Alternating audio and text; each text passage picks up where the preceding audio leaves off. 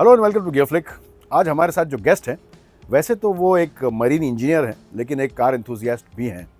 कई सारी गाड़ियाँ उन्होंने यूज़ की है and now he has zeroed in on the MG Windsor. तो चलिए उनसे ही जानते हैं कि ये गाड़ी खरीदने के पीछे क्या रीज़न था and how is his experience. Welcome Yashod, welcome to Gear Flick. Hello. I know you as a car enthusiast. मैं जानता हूँ कि आपने बहुत सारी गाड़ियाँ यूज़ की है, तो कौन कौन सी कार्स आपने पास में यूज़ की है, अभी भी कौन सी और गाड़ियाँ हैं आपके पास? मैंने तो काफ़ी गाड़ियाँ खरीदी थी।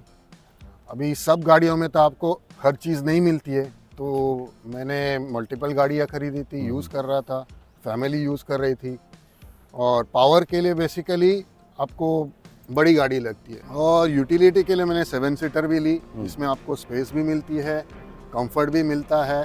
ठीक है। सो आई मीन आपने बहुत सारी गाड़ियाँ एक्सपीरियंस की है, पेट्रोल डीजल दोनों एक्सपीरियंस की हैं। क्या रीज़न था कि आपने ईवी पे शिफ्ट किया?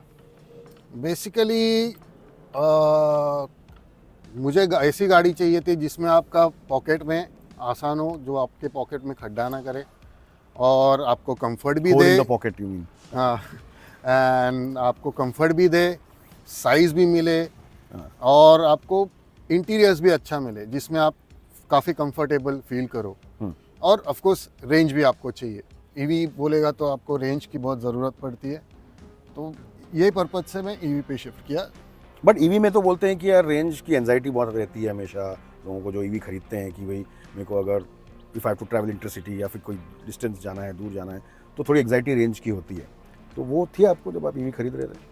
Well, initial purpose of EV city ride के लिए चाहिए था मुझे, जो कि आपका एक्सेसिबल मिले। सिटी में तो चार्जिंग स्टेशन तो काफ़ी है, तो आपको एक्सेसिबल मिल जाता है। कहीं भी अगर आप अटक गए तो you have in short distance charging station भी मिल जाते हैं। तो सिटी के लिए मेन पर्पस था कि ईवी लेने का। और ऑफ कोर्स फ्यूल इकोनॉमी, जो आपका फ्यूल कॉस्ट है that will be cut totally, और ईवी का कॉस्ट आपको काफ़ी कम पड़ जाता है। तो वही पर्पस मेन था कि ईवी पे शिफ्ट हो जाए। तो मार्केट में ईवीज तो बहुत सारे हैं आज की डेट में, तो why did you zero in on the MG Windsor? तो मार्केट में काफ़ी ईवीज एक्सप्लोर किया। आदमी अगर ईवी खरीदने जाता है तो देखेगा कि उसमें आपको स्पेस मिले, प्रीमियम इंटीरियर्स मिले, प्रीमियम फील आए गाड़ी में बैठने के बाद। तो वही सब मेरे को MG विंडसर में मिला। इसके लिए I went for the MG Windsor. You mean spacious, good interiors और ओवरऑल लुक्स, ओवरऑल कंफर्ट, वही मेन था। Okay. At a affordable cost. तो एज अ पैकेज आपको ये एज अ कंप्लीट पैकेज काफ़ी अच्छी लगी, काफ़ी compared to the rest of the EVs in the market. हाँ जी। That is why you went for that. Okay. Windsor launch हुआ था सितंबर में, सितंबर 2025 में लॉन्च हुआ, तो 2024 में लॉन्च हुआ था, और 2-3 महीने बाद तो मैंने खरीद ली थी विंडसर। और बेसिक पर्पस सिटी राइड के लिए था। जैसे बच्चों को लेके जाना, लेके आना, छोड़ना, छोटा मोटा इधर उधर शॉपिंग करने जाना, तो सिटी पर्पस के लिए विंडसर खरीदा था। ओके। और अभी उसका 1 साल होने वाला है, करीब 29 तारीख को जनवरी में 1 साल हो जाएगा गाड़ी को, एंड 6000 किलोमीटर से ऊपर चल चुकी है अभी तक। तो आपने इसे लोकली यूज़ किया ज़्यादा, और हैव यू ट्रैवल्ड इंटरसिटी और थोड़ा लंबा भी लेके गए हो? नहीं, बिल्कुल मैंने लोकली तो ज़्यादा यूज़ किया है, लेकिन मेरा करजत में भी घर है, जो कि यहाँ से करीबन 100 किलोमीटर दूरी पे है।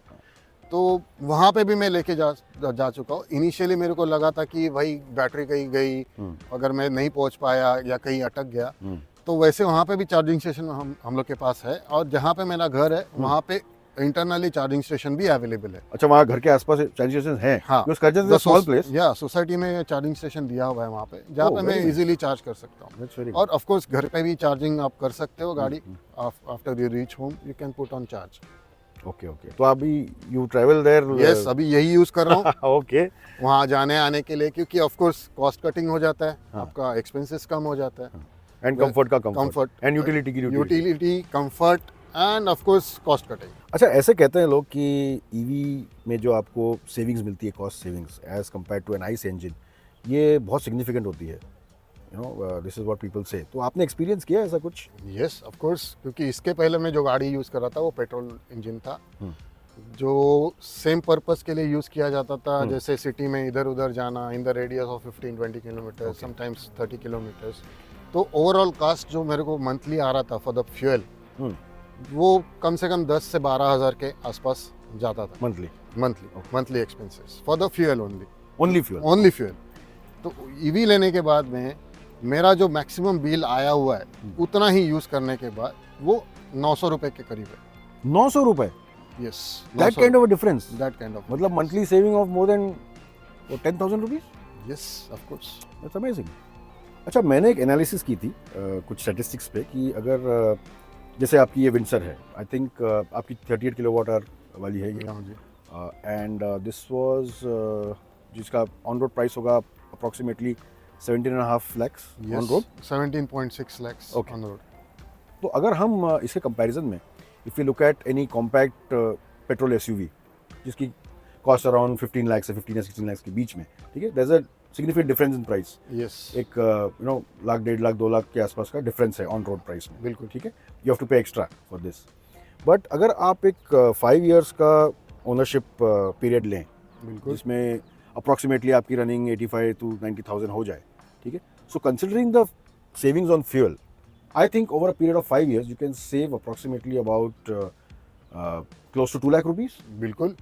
इफ कैलकुलेशन के हिसाब से आप जाओ तो करीब करीब 2.2 लाख के आसपास आपका सेविंग्स हो जाता है, जो कि आपका जो कॉस्ट आप पे कर रहे हो excess over the small SUV वो आप रिकवर recover हो जाता है। 5 साल में रिकवर हो गया, और Recover आपकी हो रनिंग अगर ज्यादा है तो वो और जल्दी और रिकवर हो जल्दी जाएगा recover। Cost. So that makes a lot of sense, don't you think? बिल्कुल। और दूसरी चीज़ ये है कि अगर आप इसका कंफर्ट के हिसाब से आप अगर एसयूवी लेने भी जाओगे तो कॉम्पैक्ट एसयूवी में आपको ये कंफर्ट जो गाड़ी दे रही है वो नहीं मिलेगा। उसके लिए आपको little bit about the compact SUV जाना पड़ेगा, जिसकी कॉस्ट भी सिमिलर ही पड़ेगी, शायद इससे ज़्यादा ही पड़ेगी। कंफर्ट यू मीन टू से including space, space, size, features. अच्छा, अगर आप वो कंसिडर करोगे तो आपको इससे थोड़ा कॉम्पैक्ट एसयूवी से अबाउ जाना पड़ेगा। हाँ, जो जिसकी प्राइस कॉस्ट लगभग 17 लाख इतनी से है, ऊपर हो जाए, और मतलब 20-25 करीब लाख। 17 या उससे ऊपर ही जाएगी। हाँ, तो इस स्वीट स्पॉट पे ये आपको लगा कि ये this is the perfect vehicle for me.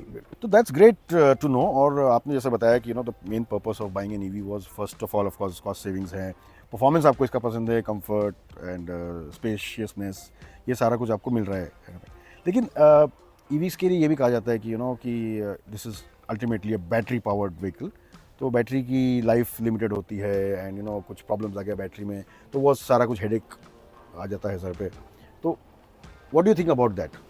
Well, about the battery, first owner के लिए एमजी का life time warranty Yes. For the battery, तो वो तो प्रॉब्लम है नहीं, क्योंकि बैटरी का आपको already warranty get a lifetime warranty on life time warranty for the first owner. And you are the first owner? I am the first owner, of course.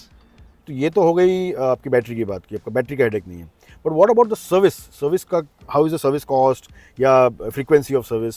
अभी तो 1 साल में जब नया था तो गाड़ी 500 के किलोमीटर्स पे उन्होंने बोला था कि फर्स्ट सर्विस के लिए आपको लाना है, तो वो free जिसका service वो होगी। फ्री सर्विस था, उसका तो कोई कॉस्ट नहीं आया था।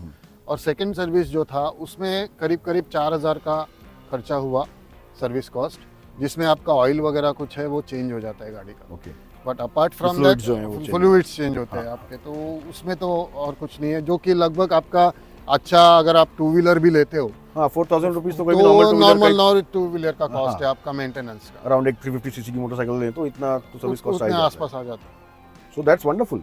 तो अभी आप इस गाड़ी को चला रहे हो 1 साल से, what do you think about the performance?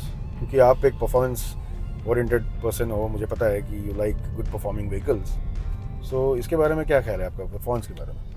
Performance अगर आप कंसिडर करोगे तो ईवी है, तो जो टॉर्क डिलीवरी आपका इंस्टेंटेनियस होता है, Yes. उसमें लैगिंग कुछ है नहीं। हाँ, अगर आप चढ़ान पे भी जाते हो, आपको किसी को ओवरटेक करना है तो काफ़ी कंफर्टेबल हो जाता है, आपको सोचना नहीं पड़ता है कि गियर चेंज करो, ये चेंज करो, there is no lag in gear और Yes. समथिंग लाइक दैट, क्योंकि ईवी है तो डायरेक्ट आपको टॉर्क मिलता है, आपको कॉन्फिडेंस अच्छा आता है टेक ओवर के टाइम पे, किसी को आप ओवरटेक कर भी रहे हो तो।